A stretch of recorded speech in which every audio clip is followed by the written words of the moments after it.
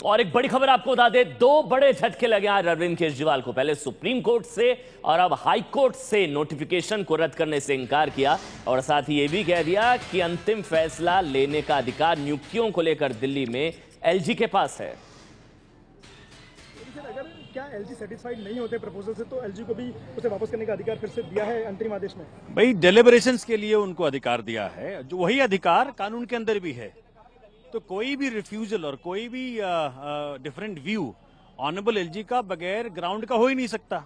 उन्हें ग्राउंड देना पड़ेगा, भाई हम क्यों इसे सेटिस्फाइड नहीं है। ये कैसे मानते सरकार हाईकोर्ट ने क्या मामले को बैलेंस करने की कोशिश की है या अंतरिम आदेश दे करके आपके पक्ष का समर्थन? ऑनरेबल हाईकोर्ट तो बड़ी क्लैरिटी के साथ इस ऑर्डर को दिया है। साथ में ये भी कहा है कि सरकार क्यों चुनी जाती है।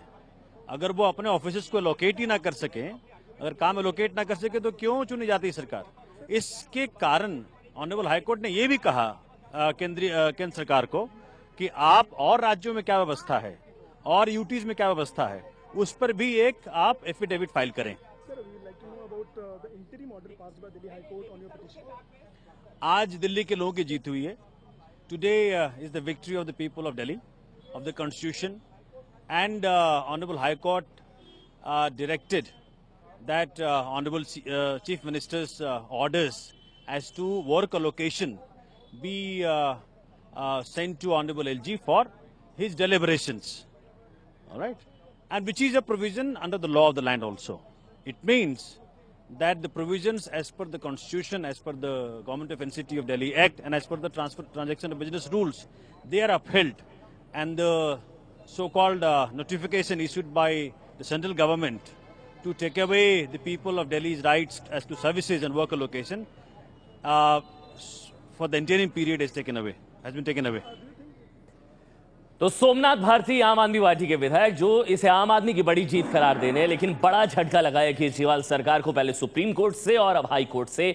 हाई कोर्ट का अंतरिम आदेश कि कोई भी फैसला लेने से पहले इसकी जानकारी एलजी को दी जाएगी और एलजी अपने विवेक के आधार पर यह तय करेंगे कि वो फैसला सही है या फिर नहीं। एलजी तय करेंगे। ये नियुक्तियों को लेकर, ट्रांसफर पोस्टिंग्स को लेकर जो ये पूरा विवाद चल रहा था, उसको लेकर हाईकोर्ट गई थी नोटिफिकेशन के खिलाफ दिल्ली सरकार, नोटिफिकेशन को रद्द करने की मांग को लेकर। लेकिन नोटिफिकेशन को रद्द तो नहीं किया गया और दिल्ली सरकार एलजी को सुझाव दे, ये भी कहा है कि, और केंद्र से भी पूछा है कि पहले किस तरह से सरकारें चलती रही हैं, यूनियन टेरिटरीज किस तरह से चलती रही है। एच एस फुल्का जो वरिष्ठ अधिवक्ता है वो क्या करें, एक बार सुन लेते हैं। सेंट्रल गवर्नमेंट की ये प्ली थी कि ये दिल्ली सरकार का कोई भी हक नहीं है किसी भी अफसर को कहीं पे पोस्ट करना। वो कोर्ट ने कहा है जो ऑर्डर अब तक के किए हुए हैं दिल्ली सरकार ने अफसरों की पोस्टिंग करने के, कि उनकी कॉपी लेफ्टिनेंट गवर्नर के पास भेजी जाए और लेफ्टिनेंट गवर्नर उनके ऊपर अपने विचार करेंगे और डेलिब्रेट करेंगे। और उन्होंने ये कहा, और अगर लेफ्टिनेंट गवर्नर को कोई इंफॉर्मेशन चाहिए तो वो इंफॉर्मेशन भी दिल्ली सरकार से मांग सकते हैं। इसका मतलब हुआ कि ये जो है वे बीच की स्थिति है कि जो प्रपोजल होगी वो दिल्ली सरकार से होगी और उसके बाद जो डेलिब्रेशन होगी वो लेफ्टिनेंट गवर्नर करेंगे और जो संविधान के मुताबिक अधिकार लेफ्टिनेंट गवर्नर को है दिल्ली सरकार से डिफर करने के, और जो प्रेसिडेंट को डिफरेंस ऑफ ओपिनियन में प्रेसिडेंट के पास मैटर रेफर करने के, वो संविधान के अधिकार उसी तरह है, वही उसी तरह रहेंगे। अब आज 2 घंटे बहस होती रही, सारे संविधान की जितनी धारा थी सब पे विचार होता रहा, मगर कोर्ट ने कहा कि क्योंकि आज फैसला इस पे नहीं हो सकता और टाइम भी बहुत हो गया था, और इसलिए उन्होंने कहा कि मीन टाइम जितनी देर, ताकि दिल्ली में जो कोई फर्क ना पड़े, कोई ये दिल्ली के कामकाज बड़ी अच्छी तरह बेहतर तरीके से चलें, और उसके लिए ये कोर्ट ने आदेश दिए हैं। यानी कि अगली सुनवाई होनी और ये अंतरिम व्यवस्था बना दी गई है कि ये जो टकराव की स्थिति है उसमें इस तरह से होगा कि अरविंद केजरीवाल अगर कोई फैसला लेते हैं केजरीवाल सरकार, तो उस फैसले को डेलिब्रेशन के लिए भेजा जाएगा एलजी के पास और एलजी अपने विवेक के आधार पर ये फैसला करेंगे, वो तय करेंगे कि फैसला सही है या फिर नहीं। 2 तस्वीर आप देख रहे हैं, 2 बड़े झटके। पहले सुप्रीम कोर्ट ने उस हिस्से को, हाई कोर्ट के ऑर्डर के उस हिस्से को हटा दिया जिस हिस्से को दिखाकर अरविंद केजरीवाल अपनी जीत करार दे रहे थे। एसीबी को लेकर जो हाई कोर्ट का आदेश था उस पैराग्राफ को ही हटाने की बात कर दी सुप्रीम कोर्ट ने। तो पहले सुप्रीम कोर्ट से बड़ा झटका लगा, फिर अरविंद केजरीवाल हाई कोर्ट में गए तो हाई कोर्ट को लेकर भी आज हाईकोर्ट ने क्या कहा है, एक बार जानने के लिए सीधे रुक कर लेते हैं अंकित गुप्ता जो वहीं पर मौजूद है। अंकित, फैसला क्या है, क्या अंतरिम व्यवस्था बनाई गई है, क्या कहा हाईकोर्ट ने? अमन, इसको फैसला नहीं, लेकिन हाँ अंतरिम आदेश जरूर कहेंगे। 11 अगस्त को मामले की अगली सुनवाई है, लेकिन इस बीच में हाईकोर्ट ने ये साफ कर दिया है कि अरविंद केजरीवाल सरकार ने को अगर कोई भी निर्णय लेना है तो उस बारे में एलजी को जानकारी देनी होगी। एलजी अपने विवेक अनुसार तय करेंगे कि क्या करना है, क्या वो सही है या गलत है। लेकिन इस बीच में एक जानकारी और देना चाहूंगा कि सुनवाई के दौरान 2 जो लिस्ट का सुप्रीम कोर्ट में जिक्र किया गया था, और अभी जब हमने जो है वकीलों से जानकारी मांगी है तो उन्होंने बताया कि ये इन लिस्ट में अरविंद केजरीवाल सरकार ने पिछले 1 हफ्ते के दौरान 2 बार 9 अधिकारियों के ट्रांसफर और पोस्टिंग की थी, और उनकी जानकारी भी उपराज्यपाल को देनी होगी। यानी कि अरविंद केजरीवाल के लिए मुश्किलें यहीं खत्म नहीं हो रही, इनके आगे क्या करना है, लेकिन पिछले 1 हफ्ते के दौरान जो उन्होंने ट्रांसफर और पोस्टिंग किए हैं अधिकारियों की, उसकी जानकारी उपराज्यपाल को देनी होगी, और उपराज्यपाल तय करेंगे कि वो जो निर्णय सही है या नहीं है। यानी साफ तौर पर अरविंद केजरीवाल के लिए अंकित, अगर टकराव होता है, एलजी भी नहीं मानते, जो केजरीवाल सरकार की तरफ से सुझाव भेजा जाता है, अगर एलजी उसको नहीं मानते हैं तो फिर आखिरी फैसला किसका होगा, एलजी का, केजरीवाल का? बिल्कुल एलजी का होगा, क्योंकि यहाँ पर जो है सुप्रीम कोर्ट ने साफ कर दिया है कि एलजी विल डिसाइड।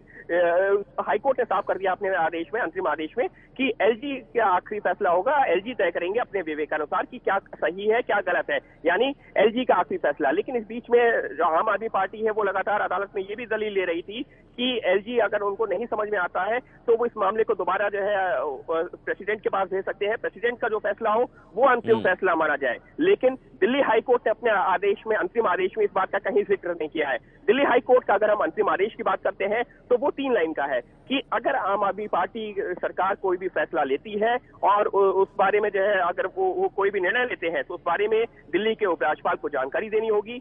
दिल्ली के उपराज्यपाल तय करेंगे अपने विवेकानुसार कि वो फैसला सही है या नहीं सही है, और उसके अनुसार वो आगे जो भी कार्रवाई होगी वो करेंगे। यानी जो अल्टीमेट डिसीजन होगा, जो आखिरी जो फैसला होगा, वो दिल्ली के उपराज्यपाल के पास होगा, ना कि दिल्ली के मुख्यमंत्री अरविंद केजरीवाल के साथ में। और इसको इस तरह से भी देखा जा सकता है, जो 21 मई को जो नोटिफिकेशन जारी हुआ था उसमें भी कमोवेश कुछ यही बात कही गई थी कि दिल्ली के उपराज्यपाल के पास में अधिकार होंगे, और दिल्ली हाईकोर्ट से जो वो उम्मीद लगाकर आए थे कि फिलहाल फौरी तौर पर ही सही उस नोटिफिकेशन पर रोक लग जाएगी, ऐसा हुआ नहीं।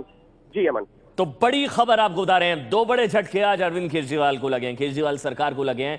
हाईकोर्ट खुद गए थे अरविंद केजरीवाल नोटिफिकेशन को रद्द करने की मांग को लेकर, लेकिन नोटिफिकेशन को ना रद्द किया हाईकोर्ट ने। उल्टा झटका ये लगा था, और आपको बता दें इसकी जो शुरुआत हुई थी वो शकुंतला गैमलिन की कार्यकारी मुख्य सचिव बनाया गया था। कार्यकारी मुख्य 10 दिन के लिए कार्यकारी मुख्य सचिव बनाया गया था एलजी की तरफ से शकुंतला गैमलिन को, जिसको असंवैधानिक करार दे दिया था। फिर जिसने इसको ऑर्डर दिया था आनंदो मजूमदार, उसको हटा दिया था, राजेंद्र कुमार को ले आए थे। दिल्ली में अफसरों की नियुक्ति को लेकर दरअसल ये झगड़ा शुरू हुआ था, ये पूरा विवाद शुरू हुआ था शकुंतला गैमलिन की नियुक्ति को लेकर। 10 दिनों के लिए कार्यकारी मुख्य सचिव बनाया गया था शकुंतला गैमलिन को। एलजी की तरफ से केजरीवाल के विरोध के बावजूद एलजी ने गैमलिन की नियुक्ति कर दी थी, और जिन्होंने ऑर्डर को नोटिफाई किया था आनंदो मजूमदार, उसको फिर हटा दिया था अरविंद केजरीवाल ने, प्रिंसिपल सेक्रेटरी सर्विसेज को। और हमारे साथ आम आदमी पार्टी के विधायक सोमनाथ भारती इस वक्त हमारे साथ जुड़ चुके हैं। सोमनाथ जी, आप कह रहे हैं कि आम आदमी के लिए बड़ी जीत है, लेकिन अंतिम फैसला लेने का अधिकार ट्रांसफर पोस्टिंग्स को लेकर तो अब एलजी के पास है। नहीं, पूरे जो हिंदुस्तान के अंदर हर राज्यों में, हर यूटीज में, इवन केंद्र में भी सारे ऑर्डर्स ऑनरेबल प्रेसिडेंट के नाम से ही इशू होते हैं। इसमें यह कहा गया जो संविधान का प्रोविजन है, जो कानून का प्रोविजन है, उसके अनुसार जो भी फैसला ऑनरेबल सीएम लेते हैं, काउंसिल ऑफ मिनिस्टर्स लेते हैं, उसको एलजी के पास भेजते हैं। अगर एलजी के पास डिफरेंस ऑफ ओपिनियन होगा तो नेचुरली वो हमसे डेलिब्रेट करेंगे, हमसे पूछेंगे। वही कहा आज ऑनरेबल कोर्ट ने। ये चीज जो छीनी जा रही थी दिल्ली सरकार से, दिल्ली की जनता से, उसको ऑनरेबल कोर्ट ने फॉर द इंटरिम पीरियड उसको रिस्टोर कर दिया। ये तो बहुत बड़ी जीत है। नहीं, लेकिन सोमनाथ जी, जब अंतिम फैसला उपराज्यपाल का होगा तो अरविंद केजरीवाल सरकार की तरफ से जो एक तरफा नियुक्तियां की गई हैं उसको भी तो एक तरीके से गलत करार दिया आज हाईकोर्ट ने। नहीं, ऑनरेबल हाईकोर्ट ने कहा कि जो ऑर्डर नंबर 260 और 261 है, दोनों को आप ऑनरेबल एलजी के पास भेज दीजिए फॉर डेलिबरेशन। और वही प्रोविजन कानून में भी है कि ऑनरेबल एलजी के पास भेजा जाएगा, और एलजी साहब को कोई और मतभेद होगा या कोई और इंफॉर्मेशन चाहेंगे वो हमसे मांग सकते हैं। तो अब कोई भी रिफ्यूजल अगर एलजी साहब करते हैं तो वो एक रीजन होगा मतलब बताएंगे किन नहीं, लेकिन कारणों से अंतिम उस बात फैसला को तो नहीं मान एलजी रहे। का होगा ना सोमनाथ जी। अंतिम फैसला नहीं होगा, वही कॉन्स्टिट्यूशन कहता है कि जब एलजी मिनिस्टर की बात ना माने तो कौंसिल मिनिस्टर के पास जाएगा, और हाँ। कौंसिल मिनिस्टर की बात ना माने तो ऑनरेबल प्रेसिडेंट के पास जाएगा। तो हाँ। बात नहीं मानने का उनका अधिकार है, लेकिन संविधान नहीं, कुछ ये कहता है, दरअसल साफ सोमनाथ जी साफ बहुत कहता बहुत है। शुक्रिया सोमनाथ भारती। ये दरअसल आम आदमी पार्टी की तरफ से प्रपोजल दिया गया था कि अगर टकराव की स्थिति होती है तो एलजी डीओपीटी को भेजेंगे, फिर डीओपीटी आगे काउंसिल ऑफ मिनिस्टर्स, फिर आगे प्रेसिडेंट। लेकिन जो फैसला है, जिस तरह से अंकित गुप्ता बता रहे हैं, जो आज हाईकोर्ट ने कहा है, उसमें इस बात का कहीं जिक्र नहीं है। सिर्फ ये कहा गया है कि जो फैसला लिया जाएगा केजरीवाल सरकार की तरफ से, उसको एलजी को भेजा जाएगा और एलजी अपने विवेक के आधार पर फैसला लेंगे। इस लिहाज से अरविंद केजरीवाल को दो बड़े झटके आज, पहले सुप्रीम कोर्ट और फिर हाई कोर्ट।